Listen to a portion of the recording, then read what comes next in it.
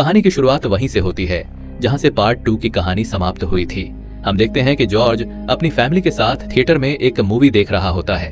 दरअसल दोस्तों, जॉर्ज ने जो दृश्यम नाम की बुक लिखी थी ना, वह उसी पर एक दृश्यम नाम की फिल्म स्क्रिप्ट लिखता है और उसे एक डायरेक्टर को सुनाता है और उसके बाद वह उस फिल्म को खुद प्रोड्यूस करता है।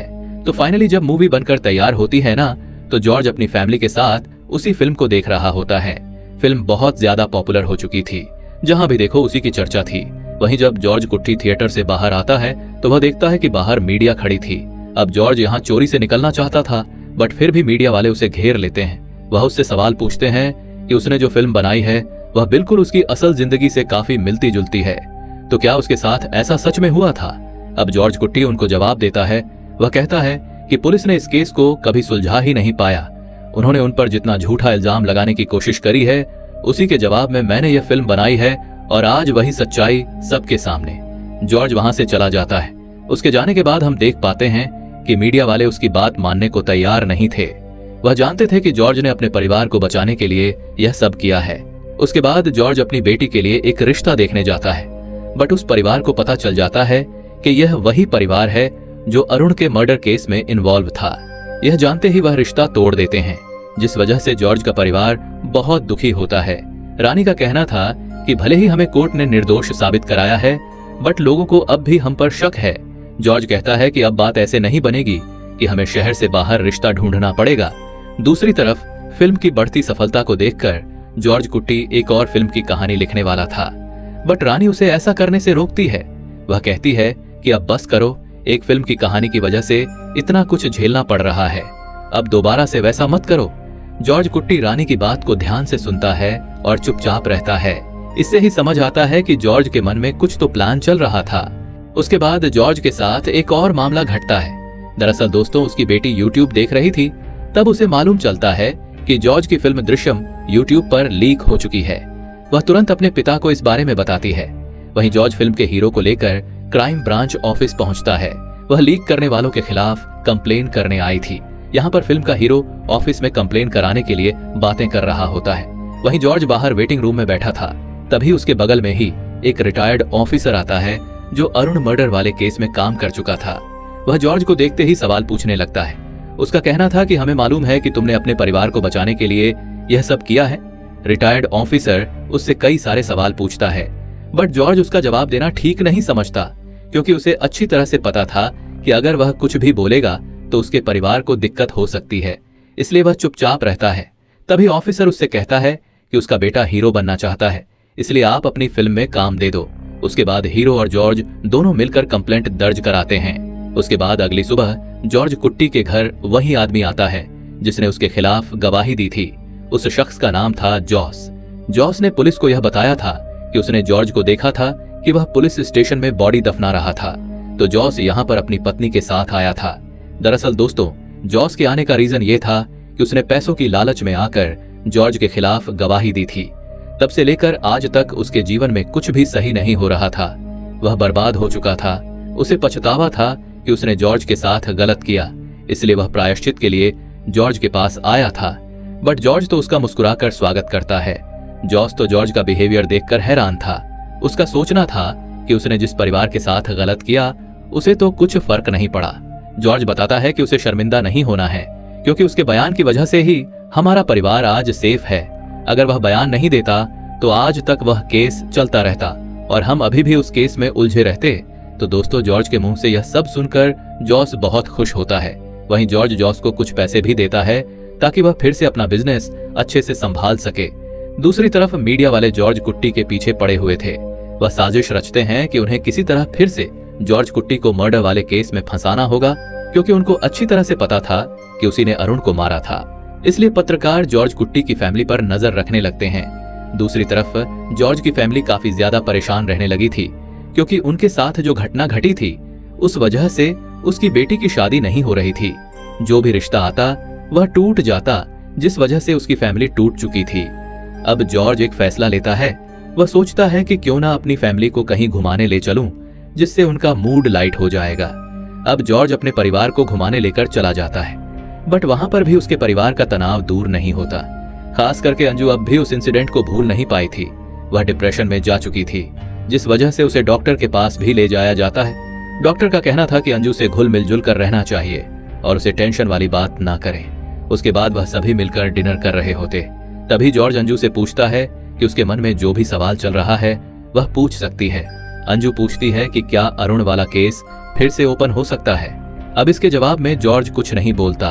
वह इस बारे में अपने वकील को बोलने देता है। उसकी लॉयर बताती है कि फिलहाल सारे सबूत मिटा दिए गए हैं। हाँ, अगर आगे चलकर कोई भी सबूत मिलेगा तो फिर से केस ओपन हो सकता है, बट ज्यादा चांस है कि केस ओपन नहीं होगा। यह सुनकर अंजू को थोड़ी राहत मिलती है। उसके बाद जॉर्ज और लॉयर आपस में कुछ बातें करते हैं। उनकी बातों से तो यही पता चलता है कि जॉर्ज ने अपने परिवार से असली सच छुपाया था। मतलब कि उसने उन्हें अभी पूरी सच्चाई बताई नहीं थी, क्योंकि वह जानता था कि अगर उसकी फैमिली सच्चाई जानेगी तो वह दिक्कत में आ सकती है। इसलिए वह उनसे छुपाना ही ठीक समझा था। अगले दिन जॉर्ज कुट्टी के पास शादी वाला ब्रोकर आता है। वह बताता है कि जब भी कोई रिश्ता ढूंढता हूँ लड़के वाले तैयार होते हैं, बट अंत में मौके पर उन्हें कोई भड़का देता है, जिस वजह से रिश्ता टूट जाता है। ब्रोकर के पास उन शख्स का नंबर भी था जो लोगों को कॉल करके रिश्ता काट देता था। अब जॉर्ज उस नंबर को लेकर रिटायर्ड ऑफिसर के पास पहुंचता है और उससे मदद मांगता है कि वह इस नंबर के बारे में पता करे। तो दोस्तों, यहाँ मालूम चलता है कि यह नंबर जॉर्ज के थिएटर मैनेजर का था, जिसे जॉर्ज बहुत ज्यादा मानता था। जॉर्ज को जैसे पता चलता है वह गुस्से से उसके घर जाता है और जोरदार थप्पड़ मारता है और कहता है कि तूने ऐसा क्यों किया। अब मैनेजर जो जवाब देता है ना, उसे सुनकर जॉर्ज का दिल टूट जाता है। दरअसल दोस्तों, जॉर्ज ने अपने परिवार को बचाने के चक्कर में उस शख्स की गवाही दिलाई थी, जिस वजह से उसकी सरकारी नौकरी चली गई थी, और तो और उसका परिवार भी डिप्रेशन में चला गया था। तो उस शख्स का कहना था कि क्या तुम ही अपने परिवार के बारे में सोच सकते हो, हमारी फैमिली हमारी नहीं है क्या।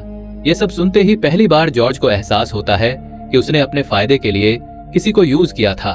उसके बाद वह घर आते ही यह फैसला लेता है कि वह किसी तरह अपनी बेटी की शादी कराएगा। जैसा कि पहले वह विदेश वाले लड़के से शादी नहीं कराना चाहता था, बट अब वह ब्रोकर से कहता है कि अगर सही रिश्ता मिला तो वह शादी करा सकता है। वेल, अब अगले दिन जॉर्ज कुट्टी के पास एक श्रेया नाम की लड़की आती है। वह उसी आदमी की बेटी थी जिसने जॉर्ज को चर्च से एक बॉडी निकाल कर दी थी, बट कुछ समय बाद उसकी तबीयत खराब हो चुकी थी, जिस वजह से जॉर्ज ने उसकी बेटी श्रेया की सारी जिम्मेदारी उठाई। उसने उसे पढ़ाया लिखाया और आज उसे एक अच्छा सा लड़का मिल चुका था, इसलिए वह इनवाइट करने आई थी। दूसरी तरफ वही रिपोर्टर जिसका नाम था यामी, वह जॉर्ज की निगरानी कर रही थी। तब उसे श्रेया के बारे में पता चलता है। अब वह श्रेया के बारे में जानना चाहते थे कि आखिर उसका जॉर्ज से क्या संबंध है। अब रात को ही जॉर्ज कुट्टी को बाहर किसी की आवाज सुनाई देता है। वह तुरंत वहां जाता है। तभी नीचे देखता है कि कुछ खुदाई की गई थी, बट उसके अंदर कुछ नहीं था। यह देखकर जॉर्ज हैरान रह जाता है। उसे महसूस होता है कि एक बार फिर वह किसी मुसीबत में फंसने वाला है। तभी इतने में एक शख्स उसके सामने आता है जिसका नाम था साधवन, वही इंस्पेक्टर जो कुछ समय पहले जॉर्ज को परेशान करके रखा था। और यहाँ पर एक और ट्विस्ट रिवील होता है। दरअसल दोस्तों, अभी जो रिपोर्टर थी ना जिसका नाम था यामी, वह साधवन की बेटी थी।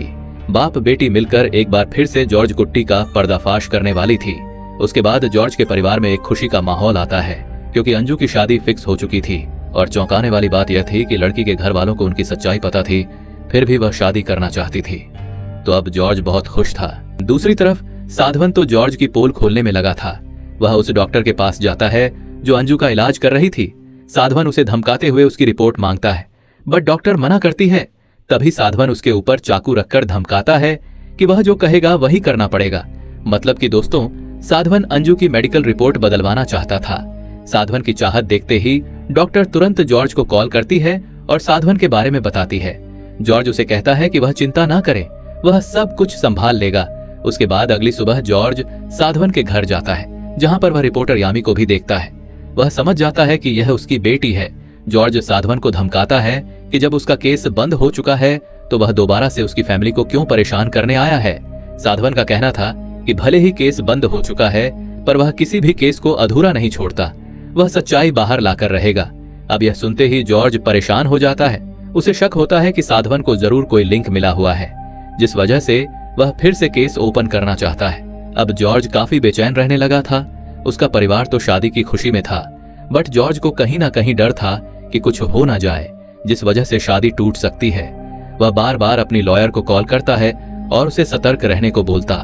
लॉयर का कहना था कि वह चिंता न करे, कुछ नहीं होगा। दूसरी तरफ साधवन श्रेया के घर जाता है और उसे पीटते हुए सच्चाई पूछता है कि उसका बाप तो मामूली सा आदमी है, वह तो चर्च में लाश उठाता है, फिर इतना बड़ा घर और बेटी को बाहर कैसे पढ़ा सकता है। साधवन उन्हें बहुत ज्यादा टॉर्चर करता है, जिस वजह से श्रेया का पिता सच उगल देता है। वह बताता है कि उसने जॉर्ज को चर्च से एक बॉडी निकाल कर दी थी। अब यह सुनते ही साधवन की होश उड़ जाती है। वह बहुत खुश था क्योंकि उसको बहुत बड़ा सबूत मिल चुका था, जिस वजह से वह तुरंत आईपीएस थॉमस के पास पहुंचता है। साधवन फिर से केस को रीओपन की डिमांड करता है, पर थॉमस को अच्छी तरह से पता था कि साधवन ठीक नहीं है, क्योंकि साधवन तो शुरू से ही उल्टे सीधे काम करता था। उस वजह से थॉमस उसे पसंद नहीं करता था। और तो और जो उसने श्रेया और उसके पिता को मारकर जबरदस्ती पूछा था, ना तो श्रेया ने उसी चीज की शिकायत थॉमस से कर दी थी, जिस वजह से थॉमस साधवन पर भड़क जाता है और कहता है कि दोबारा से ऐसी गलती करी तो तुझे जेल में डाल दूंगा। अब साधवन के जाने के बाद एक बहुत बड़ा ट्विस्ट रिवील होता है। दरअसल दोस्तों, साधवन को यह सब करने के लिए किसी और ने नहीं कहा था, बल्कि अरुण के पिता प्रभाकर ने बोला था, क्योंकि वह अब भी अपने बेटे की मौत को भूल नहीं पाया था। वह थॉमस के पास जाता है और बताता है कि उसने ही साधवन को ऐसा करने को बोला था। दरअसल दोस्तों, प्रभाकर अपने बेटे के गम को भुलाने के लिए अपनी पत्नी गीता को लेकर विदेश चला गया था, ताकि वह सब कुछ भुलाकर अच्छे से रह सके। बट गीता तो और ज्यादा डिप्रेशन में आ चुकी थी, वह बीमार रहने लगी थी, जिस वजह से प्रभाकर फैसला लेता है कि अब वह अपने बेटे के कातिल को चैन से रहने नहीं देगा और वह उसकी बेटी की शादी भी तुड़वा देगा। यह सब सुनने के बाद थॉमस पूछता है कि क्या उसके पास जॉर्ज के खिलाफ कोई ठोस सबूत है जिससे इस केस को रीओपन कराया जा सके। प्रभाकर कहता है कि फिलहाल अभी तो नहीं, बट वह साधवन की मदद से सबूत ढूंढ सकता है। वेल, थॉमस उसकी बात मान जाता है। दूसरी तरफ जॉर्ज को समझ आ चुका था कि उसकी बेटी की शादी को तुड़वाने की साजिश रची जा रही है, इसीलिए वह बड़ी ही चालाकी से कोर्ट से एंटीसिपेटरी बेल लेता है, ताकि शादी पर कुछ भी इफेक्ट ना पहुंचे। हम देखते हैं कि दुश्मन हाथ पर हाथ धरे रह जाते हैं। वहीं जॉर्ज तो अपनी बेटी की शादी धूमधाम से करता है। उसके परिवार वाले बहुत खुश थे। जॉर्ज अपनी बेटी की विदाई कर देता है। अब अंजू का पति उसे लेकर एक होटल में आता है। अब यहाँ पर दोस्तों एक सबसे बड़ा ट्विस्ट रिवील होता है। दरअसल दोस्तों, ये सब जाल प्रभाकर का बिछाया हुआ था। मतलब कि अंजू का जो पति था ना, वह प्रभाकर का ही आदमी था। वह उसे विदेश में मिला था, तो कुछ समय पहले उनका बिजनेस बर्बाद हो चुका था, तो उस समय प्रभाकर ने ही उनकी मदद करी थी। उसी के बदले उसने अंजू के पति के साथ एक प्लान बनाकर शादी करने को बोला था। तो दोस्तों, प्रभाकर का असली प्लान यह था कि वह अंजू के पति के जरिए सुहाग रात फेक मर्डर की साजिश रचेगा। ऐसा लगे कि अंजू ने ही अपने पति को मार डाला और प्रभाकर उस लड़के को चोरी से विदेश भेज देगा। वह लड़का अंजू को बेहोश करने वाली दवा पिला देता है और अंजू बेहोश हो जाती है। उसके बाद लड़का वहां नकली मर्डर सीन क्रिएट करता है और फिर विदेश जाने के लिए निकल पड़ता है। कुल मिलाजुलाकर वह जॉर्ज की बेटी को दूसरे मर्डर वाले केस में फंसाना चाहते थे, ताकि उन्हें सजा हो सके। उसके बाद साधवन जॉर्ज को कॉल करता है, जो कहता है कि उसकी बेटी किडनैप हो चुकी है। अब यह सुनते ही जॉर्ज तुरंत होटल आता है। वह देखता है कि उसकी बेटी घबराई हुई थी, लेकिन दोस्तों जॉर्ज को इस घटना का अंदाजा पहले ही लग चुका था। वह जानता था कि उसकी बेटी के साथ कुछ तो बुरा होने वाला है, इसलिए वह पहले से सतर्क था। जॉर्ज अपनी बेटी को भरोसा दिलाते हुए कहता है कि उसे अपने पिता पर भरोसा रखना होगा, यानी वह जो भी करेगा उसे चुपचाप सहना होगा। अब जॉर्ज ऐसा करता है कि जिसे कोई सपने में भी नहीं सोच सकता। जॉर्ज अपनी बेटी को बुरी तरह पीटता है और उसके हाथ पर चाकू से भी वार करता है, ताकि ऐसा लगे कि उसे किसी दूसरे आदमी ने मारा है, क्योंकि वह साधवन और प्रभाकर का प्लान फेल करना चाहता था और इस साजिश में उन्हें ही फंसाना चाहता था। वह अपनी बेटी अंजू को घायल करके बेड पर लिटा देता है और पुलिस को बताता है कि उसकी बेटी को साधवन ने मारा है। जॉर्ज साधवन के पास जाता है और उसे पकड़कर जबरदस्ती सच उगलवाता है। उसका कहना था कि वह इस रिकॉर्डिंग में बताए कि उसे ऐसा करने के लिए प्रभाकर और थॉमस ने बोला था। अब साधवन डर के मारे थॉमस और प्रभाकर का नाम लेता है, जिससे सारा मामला उल्टा हो जाता है। जिन लोगों ने जॉर्ज की बेटी को फंसाने की साजिश रची थी, न जॉर्ज उन्हें ही उनके जाल में फंसा चुका था। बट जॉर्ज यहाँ पर रुक जाता है। उसका सोचना था कि आखिर वह ऐसे कब तक अपने परिवार को बचाता रहेगा और इस चक्कर में हर समय उसका परिवार परेशान रहेगा। इसलिए जॉर्ज ठान लेता है कि अब वह सारा मामला खत्म कर देगा। जॉर्ज प्रभाकर और थॉमस के पास पहुंचता है। उनसे कहता है कि वह जो कहेगा उन्हें करना पड़ेगा, नहीं तो वह साधवन वाला वीडियो अगर पेश कर दिया तो वह लोग फंस जाएंगे। जॉर्ज थॉमस और प्रभाकर के सामने सच उगल देता है। उसका कहना था कि उसने ही अरुण को मारा था। वह यह जानता है कि प्रभाकर गलत नहीं है, क्योंकि बेटे की मौत की वजह से उसके पेरेंट्स के ऊपर क्या गुजरेगी यह वह खुद जानता है।